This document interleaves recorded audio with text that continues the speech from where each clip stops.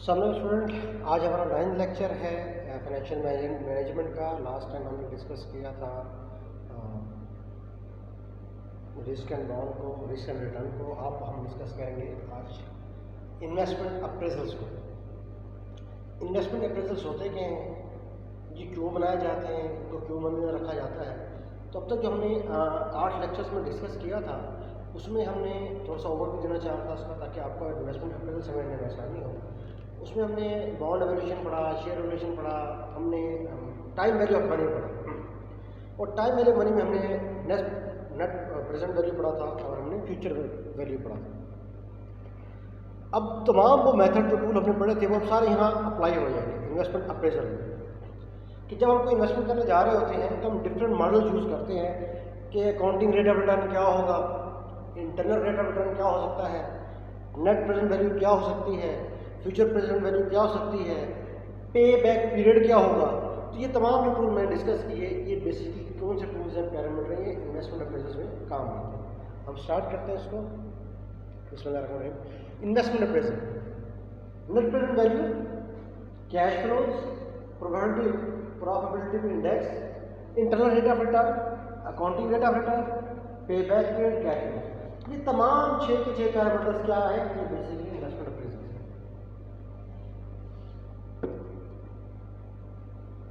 आगे चलो, मतलब क्या है investment appraisal? A mean of assessing whether an investment project is worthwhile or not. जिस तरह हम कोई काम करने जाते हैं, हम पहले उसकी फिजिबिलिटी रिपोर्ट बनाते हैं, और फिजिबिलिटी रिपोर्ट से मैसेज होता है कि हम ये काम करने जा रहे हैं, पैसा हम इन्वेस्ट करने जा रहे हैं, इसको कोई फ़ायदा भी है कि नहीं। तो हम उसका पहले एक फिजिबिलिटी रिपोर्ट तैयार करते हैं कि हमारी इन्वेस्टमेंट इतनी होगी, कैपिटल इतना होगा, हमारी ह्यूमन रिसोर्स इतनी होगी, हमारे मार्केटिंग एक्सपेंस इतने होंगे। उसके बाद हम एक कंक्लूजन निकालते हैं कि हाँ, कि ये हमारे लिए, हम असेस करते हैं कि ये जो बिज़नेस है हमारे लिए सूटेबल है भी है।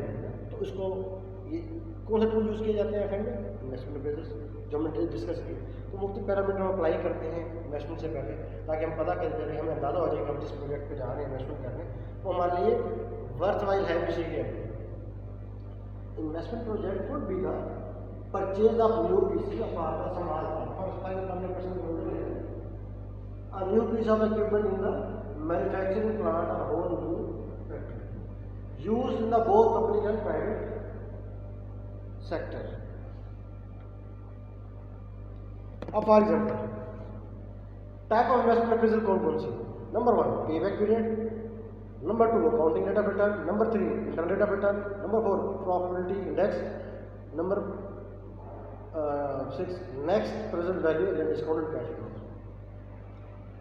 Look at the what factor need to be considered before investing in equipment such as copyright journalism.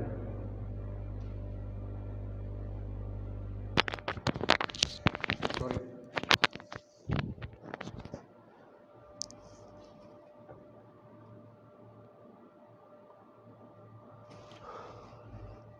Why do you company invest? Company क्यों इन्वेस्टमेंट करती है, उनका पर्पस क्या होता है?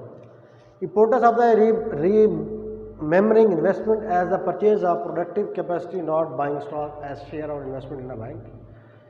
Buy equipment when machinery or build a new plant. किस लिए? कि आप अपनी प्रोडक्टिविटी को इन्हेंस करते हैं। Increase capacity amount that can be produced, which mean demand be met and this generate sale revenue. आप क्या करते हैं, नया प्लांट लगाते हैं, नई मशीनरी लगाते हैं, किससे लगाते हैं, उसका मकसद क्या होता है? उसका मकसद ये होता है कि मार्केट में डिमांड बढ़ गई है, आपकी सप्लाई कम है, उस डिमांड को मीट करने के लिए अब कंपनी को क्या चाहिए, एक नई इन्वेस्टमेंट चाहिए। इन्वेस्टमेंट के उसमें प्लांट में मशीनरी लगाना है, प्लांट में मशीनरी लगाएंगे तो उसकी क्या ज़ाहिर बात है प्रोडक्शन एफिशिएंट हो जाएगी। जब प्रोडक्शन एफिशिएंट होगी तो ज़ाहिर बात है सेल रेवेन्यू बढ़ जाएगा। Increase the efficiency and productivity. Investment therefore assume that the investment will yield future income in stream, जिसको हम पे बैक पीरियड देखते हैं कि आज मैं अगर 10 लाख का एक प्लान लगा रहा हूँ और ये अगर 10 लाख से मैंने प्लान लगाया, इसकी 5 ईयर इसकी जो है ना उसकी कास्ट पूरी होती है, तो उसके बाद मुझे पे बैक पीरियड कितना मिलेगा, मुझे इसका क्या प्रॉफिट अर्न होगा। Investment appraisal is all about assessing these income stream against the cost of investment, not a precise sign.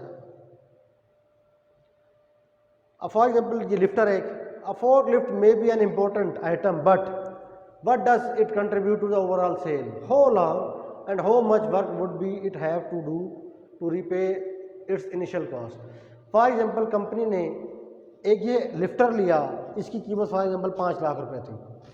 अब कम सेल में तो उसका कोई रोल नहीं है, लेकिन लिफ्टर जो है वो स्टॉक को तो लिफ्ट अप कर रहा है ना जी। कंपनी क्या देखती है कि अगर इसको मैंने 5 लाख का लिफ्टर लिया है तो इसकी जो इनिशियल कॉस्ट थी कितने अरसे बाद जाके इसकी कॉस्ट पूरी हो जाएगी। A forklift may be an important item, but what does it contribute to overall sale?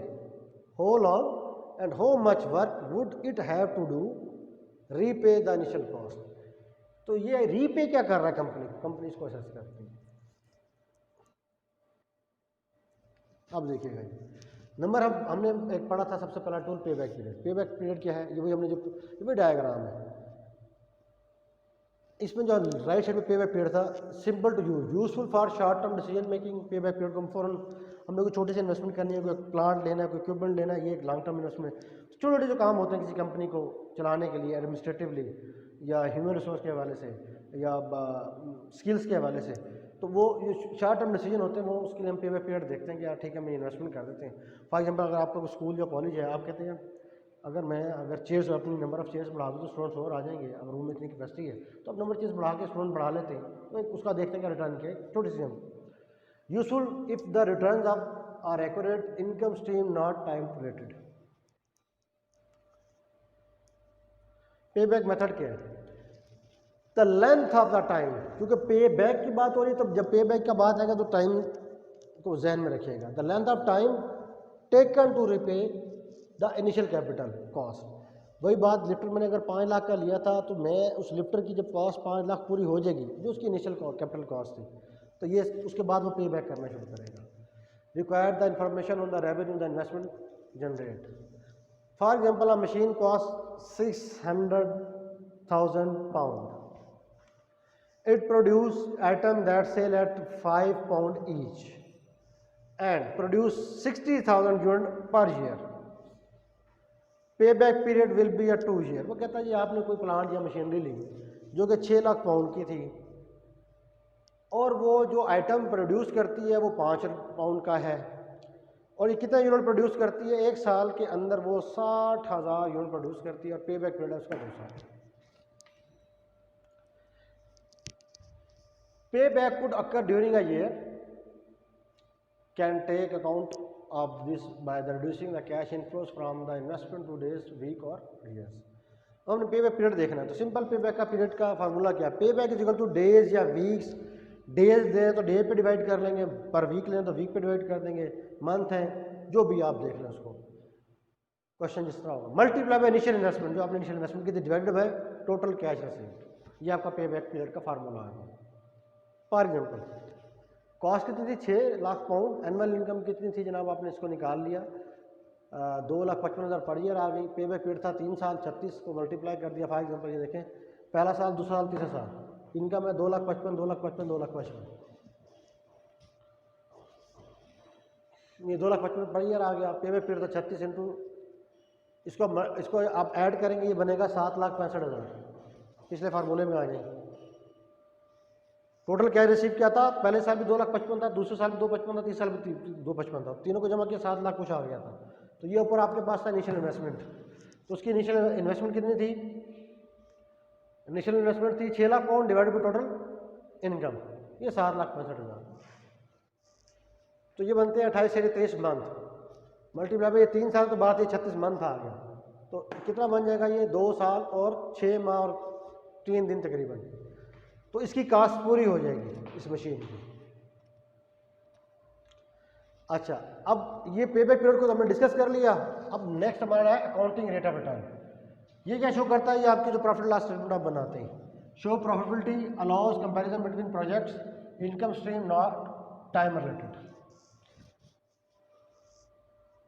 Simple formula, accounting rate of return is equal to average annual return और एनुअल प्रॉफिट को डिवाइड कर देंगे initial cost of investment पे, simple सा formula है। A comparison of the profit generate by the investment with the cost of the investment. अब ये दूसरी एग्जांपल लेके चल रहे हैं, हमने ऑलमोस्ट 6 पैरामीटर पढ़े थे, उसमें से एक हमने प्रॉफिट पे बैक पीरियड पढ़ लिया और अब हम अकाउंटिंग रेट ऑफ रिटर्न की दूसरी एग्जांपल को लेकर चलते हैं। फॉर एग्जांपल इन्वेस्टमेंट है जी, एक्सपेक्टेड यील्ड कैश फ्लोज थी 10,000 पाउंड एनुअली, कितने नेक्स्ट 5 ईयर के लिए। इनिशियल कॉस्ट थी 20,000 पाउंड, टोटल प्रॉफिट जो अर्न किया वो 30,000 पाउंड था, तो एनुअल प्रॉफिट कितना हो गया। एनुअल प्रॉफिट हमने पर एनम निकालना है, 3 साल का 30,000 था, तो 5 साल दिए तो 5 में बैठ के तो समझा 6,000 पाउंड पर एनम हमारा प्रॉफिट था। वही formula, annual rate of return is equal to 6,000 रुपया divided by 20,000, investment multiply by 100%, 30%, इसका मतलब है वर्थ वाइल रिटर्न कितना आ गया 30%। इन्वेस्टमेंट अप्रेजल कहता जी 9 pound in A 5 year time which is worth more. आज जो हमारे पास 1 पाउंड है, 5 साल बाद उस पाउंड की क्या वैल्यू होगी। To make more inform decision more sophisticated technique need to be use, importance of the time value of money. Accounting rate of return से हम टाइम वैल्यू ऑफ मनी जो हमने पढ़ा था ये उसके लिए भी बड़ा इंपॉर्टेंट है। अब हम नेक्स्ट पे आते हैं, वो था एनपीवी। ये पूरा चैप्टर में डिटेल से चैप्टर डिस्कस किया, हमारा जो लेक्चर नंबर 3 था time value of money. NPV क्या ही takes account of changing of the value of money over the time, enables comparison and difference in investment rate return of the considered useful for the comparison similar project with the same cost। तो वही पहला diagram चल रहा है, हमने पे back period के सारे फीचर्स को पढ़ा, फार्मूले को पढ़ा, फिर हमने पढ़ा जी अकाउंटिंग रिटर्न को। अब हम डिस्कस करें नेट प्रेजेंट वैल्यू को। Takes into account the fact of the money value change with the time. Time value money में क्या था कि आज जो मैं 10 रुपये इन्वेस्ट कर रहा हूँ, 5 साल बाद उस 10 रुपये की वैल्यू क्या है, फ्यूचर वैल्यू हम निकालते थे। करंट वैल्यू से हम फ्यूचर वैल्यू निकालते थे, फ्यूचर वैल्यू अगर हमें दी थी तो हम करंट वैल्यू निकाला करते थे, प्रेजेंट वैल्यू निकाला करते थे। How much would you need to invest today to earn x amount in x year. वही बात होगी कि मुझे कितना पैसा चाहिए। अगर मेरा आज ख्वाहिश करता हूँ कि मुझे आज 50 लाख रुपए कमाने हैं, तो आया 50 लाख कमाने के लिए मुझे कितना सरमाया चाहिए, कितने साल के लिए। बस मैंने कि मैं सोचता हूँ मेरी कंपनी का प्रॉफिट 50 लाख रुपए हो, 5 मिलियन हो। अब उस 5 मिलियन को अर्न करने के लिए मुझे कितना कैपिटल चाहिए, कितनी इन्वेस्टमेंट चाहिए और कितने अरसे के लिए चाहिए ताकि मैं अर्न कर सकूँ। तो ये क्या है, net present value. How much would be you need to invest today, मैं कितना पैसा इन्वेस्ट करूँ टू अर्न एक्स अमाउंट। ये मैंने जैसे बताया, मेरा ख्वाहिश है कि 5 लाख रुपये में या 50 लाख रुपये अमाउंट प्रॉफिट करूँ in x year, number of times कितना होगा। Value of money is affected by the interest rate. NPV, net present value, have to take these factors into the consideration. Shows you what your investment would have and in alternative investment in regime. अब example देखते हैं, examples को समझें, example से आपको topic ज़रा आसानी से समझ आ जाएगा। तो project A cost 1 million pound, after 5 year cash return कितना जी 1 मिलियन पाउंड पर 10% है। If you had an investment in 1 million into the bank offering interest eight 12%। अब मैं ये देख रहा हूँ कि एक प्रोजेक्ट है, उस पर अगर मैं 5 साल के जाता हूँ तो मुझे 10% मिलता है, बैंक में इन्वेस्ट करता हूँ तो 12% मिलता है, return would be greater. You might be better off reconsidering your investment. अब मेरे पास दोनों ऑप्शन है, तो मैं सारी बात है क्या करूँगा, अपनी इन्वेस्टमेंट को रिकन्सिडर करूँगा। आया कि मुझे वो पैसा 5 साल के लिए बैंक में रखना चाहिए या इन्वेस्ट कर देना चाहिए। Net present value, how much would be you have to invest now to earn 100 pound in 1 year time. If the interest rate is 5%, the amount invested would be need to be 95.24. Allows comparison of the investment by the valuing cash payment on the project and cash receipt expected to the earned over the lifetime of the investment at the same point in the time that is present value. ये हम chapter number 3 को detail से discuss कर चुके हैं। आप lecture number 3 को भी दोबारा व्यू कर सकते हैं, उसमें तमाम हमने डिटेल से एग्जांपल डिस्कस की थी, नेट प्रेजेंट वैल्यू की भी और फ्यूचर प्रेजेंट वैल्यू की भी। तो बेसिकली क्या है, इन्वेस्टमेंट अप्रेजल में इसका बड़ा अहम रोल है कि हम जब कोई इन्वेस्टमेंट करने जा रहे होते हैं तो आज जो मौजूदा हमारे पास पैसे हैं उसकी वैल्यू हम देखना चाह रहे हैं कि अगले 5 साल 10 साल बाद मेरी इन्वेस्टमेंट की वैल्यू क्या होगी, तो उसको हम नेट प्रेजेंट वैल्यू से निकाल लेते हैं। सिंपल फार्मूला था, present value equal to future value और 1 प्लस आई की पावर n। और जो फ्यूचर वैल्यू निकालते थे इस डिनोमिनेटर को हम यहाँ मल्टीप्लाई करते थे। अगर मुझे एफ वी चाहिए फ्यूचर वैल्यू तो ये फार्मूला मल्टीप्लाई हो जाएगा। ये I for interest, N for number of year, present value 1 pound पे 10%। सिंपल फार्मूले में वैल्यू पुट करके हमने निकाल ली। नेट प्रेजेंट वैल्यू आ गई आपके पास। अब आगे आपके पास जी कैश फ्लोज क्या होते हैं, कंपनीज के कैश फ्लोज होते हैं। ये मेन डायग्राम वही चले जा रही है इन्वेस्टमेंट अप्रेजल की, जो हमने पहले ही स्टार्ट में डायग्राम शो की थी। पे बैक पीरियड को डिस्कस किया, अकाउंटिंग रिटर्न को डिस्कस किया, नेट प्रेजेंट वैल्यू को। अब हम कैश फ्लोज की तरफ आ गए। कैश फ्लोज इनकम स्ट्रीम में बेसिकली तो पैसा कंपनी में आ रहा है और जा रहा है। Yield from investment, time value of money, profitability versus risk.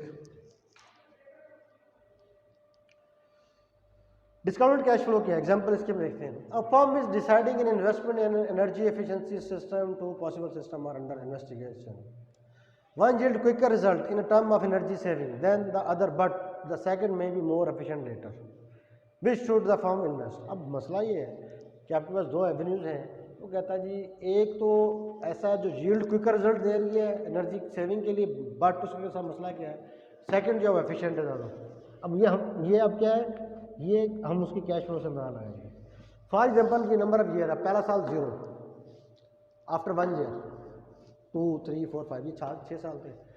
Cash flow पहले साल आपका नेगेटिव है, फिर प्लस है, प्लस प्लस प्लस प्लस, तो आपका टोटल कैश फ्लो आ गया 2,85,000। ठीक है जी। डिस्काउंट फैक्टर रेट 4.75 था, वो आपने उसके हिसाब से उसकी वैल्यू निकाल ली। प्रेजेंट वैल्यू का फार्मूला क्या था, cash flow multiply by discount factor, CF, यानी कि आपने सेकंड कॉलम को कैश फ्लो CF से डिनोट हो गया, डिस्काउंट फैक्टर DF से डिनोट हो गया, इसको इससे मल्टीप्लाई करते जाएंगे। जब -600,000 मल्टीप्लाई होगा 1 से 600,000, ये 75,000 इससे मल्टीप्लाई होगा, 100,000 इससे मल्टीप्लाई करते करते आपके नेक्स्ट प्रेजेंट वैल्यू होगी 1,48,416। सिंपल टेबल फॉर्म में, इतना कोई मुश्किल नहीं है। इसी तरीके से हमने सिस्टम B को देख लिया, वही 6 साल हैं, वही उसका कैश फ्लो का रेट आ गया, वो डिस्काउंट फैक्टर आ गया आपके पास। अब यहाँ पे प्रेजेंट वैल्यू क्या आ गई आपके पास, इधर चूँकि आपका जो है आपकी वैल्यू चेंज है कैश फ्लोज की, तो आपके पास यहाँ से उसको आपने मल्टीप्लाई किया, उसका आ गया 1,08,802 रुपये। भाई कैश फ्लो को मल्टीप्लाई करते हैं डिस्काउंट फैक्टर से। अब जो system A represent the better investment, कैसे system B yield the same return after the 6 year, but the return of system A occur faster and are the worth more to the firm than the return occurring in a future year even though those return are greater. ये देखें, अब यहाँ पे देखें ये system B है, ये system ए है, इसमें काबिल और बात क्या है, आया कि नेट प्रेजेंट वैल्यू सिस्टम ए का, लेकिन उसकी एफिशिएंसी देखें उससे बेहतर है, मल्टीप्लायर इफेक्ट देखें उसका, और इस टेबल में देखें इसका जो मल्टीप्लायर फैक्टर इसकी नेट वैल्यू ज़्यादा है लेकिन ये एफिशिएंट नहीं है। अच्छा, इंटरनल रेट ऑफ रिटर्न, ये भी हमने टाइम वैल्यू मनी में लेक्चर में 3 में डिटेल से डिस्कस किया था। वही मेन डायग्राम आपकी चलती आ रही है। हमने कैश फ्लो डिस्कस कर लिया, पे बैक पीरियड डिस्कस कर लिया, अकाउंट रिटर्न डिस्कस कर लिया, एनपीवी, अब आपका आ गया IRR। जितने भी बैंक्स हैं, जितने भी इनकी जो कंज्यूमर प्रोडक्ट होती है, इन्वेस्टमेंट होती है, वो IRR बेस होती है। गाड़ी, auto leasing IRR, home finance IRR, corporate financing IRR। Internal rate of return where net present value is 0, time value is rated factor आ गया, enables comparison made to project for differing values. हाँ जी, allow the risk associated in investment project to be assessed. The IRR is the rate of interest rate or discount rate that makes the net present value to equal to 0. Help measure to worth of investment. IRR से हम अपनी investment की worth को निकाल सकते हैं। ये firm को अलाउ क्या करता है जी, allow the firm assess whether the investment is in a machine या that is would yield a better return based on the internal standard of return। हम ये देखते हैं कि जो मशीन पे इन्वेस्टमेंट करने जा रहे हैं उससे जो रिटर्न आ रहा है आके वो हमारी इन्वेस्टमेंट बेहतर है कि नहीं। Allow comparison of project with different initial outlays, हमने 5-7 मुख्तलिफ प्रोजेक्ट पे इन्वेस्टमेंट की भी है तो उसको कंपेरिजन करने के लिए हमें IRR का यूज़ करना पड़ता है। Set the cash flows on different discount rate, software और simple graphic allows IRR to be found. IRR जो है बड़ा रोल अहम प्ले करता है जी इन्वेस्टमेंट अप्रेजल्स के लिए। अब हम आते हैं प्रॉफिटेबिलिटी इंडेक्स की तरफ, जो लास्ट हमारा पैरामीटर है। प्रॉफिटेबिलिटी इंडेक्स क्या है जी, आपका NPV, net present value over initial capital cost, allows comparison on the different project. ये मुख्य टूल्स है जिससे हम मेजर कर रहे थे। Allows the comparison of the cost and benefit of different project to be assessed and thus allowed decision making to be carried out. Simple formula profitability index का, NPV net present value जो भी होगी divided by initial cost of capital. सादा सा formula है कि मेरे पास जो इस वक्त करंट वैल्यू है उसको मैं अपनी जो कॉस्ट ऑफ कैपिटल है, जो मैंने मशीनरी खरीदी थी उसको जो कॉस्ट है उसको डिवाइड कर दूँ तो मेरे पास प्रॉफिट इंडेक्स आ जाएगा, मुझे कितना प्रॉफिट हुआ। अब ये इसकी की पॉइंट्स हैं, इसको ध्यान में रखिएगा। की considering for the forms in a considering use, क्या number 1 ease of use, degree of the simplicity required, degree of accuracy required, extend to which feature cash flow can be measured accurately. यानी कि 6 जो हमने tools पढ़े हैं ये investment appraisal के, ये कहीं पर भी काम आ सकते हैं आपको।